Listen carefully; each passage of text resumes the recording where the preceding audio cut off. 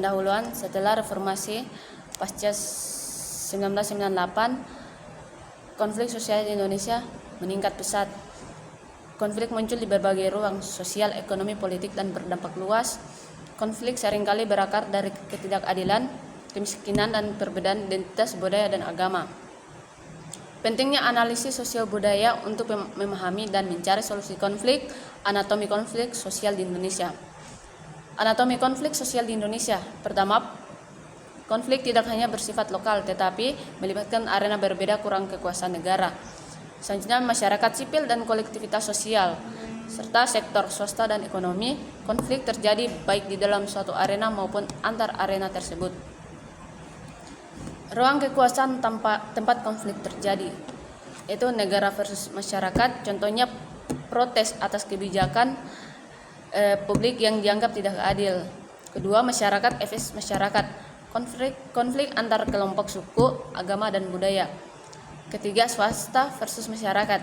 Perlawanan terhadap penggusuran dan pelanggaran hak ekonomi. Faktor penyebab konflik sosial. Pertama, identitas dan agama. Konflik sektarian, kepercayaan berbeda. Contoh Dayak Katolik versus Melayu Islam.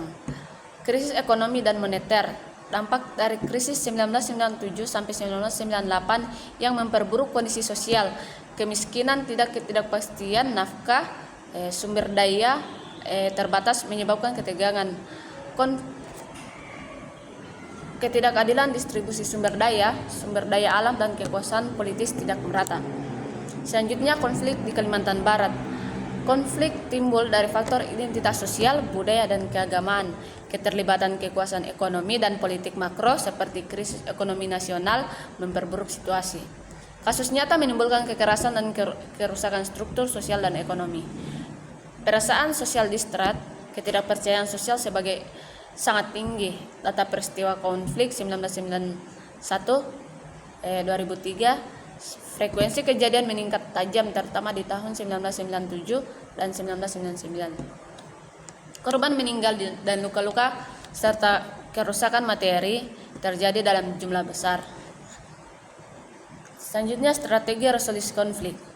Pertama, yaitu pendekatan resolusi harus bertahap, hati-hati, dan memperhatikan konteks lokal. Kedua, menekankan partisipasi aktif semua pihak terkait. Pendekatan budaya dan norma lokal, gunakan simbol, adat, dan norma sebagai perekat sosial. Kesimpulan dari materi PPT ini yaitu konflik sosial di Kalimantan Barat disebabkan ketidakadilan, kemiskinan, perbedaan identitas, dan krisis ekonomi politik. Konflik sering terjadi antar kelompok dan antara masyarakat dengan negara atau swasta. Resolusi memerlukan pendekatan bertahap, partisipasi, dan memperhatikan konteks lokal, termasuk adat dan budaya. Data menunjukkan peningkatan konflik dan dampaknya yang signifikan.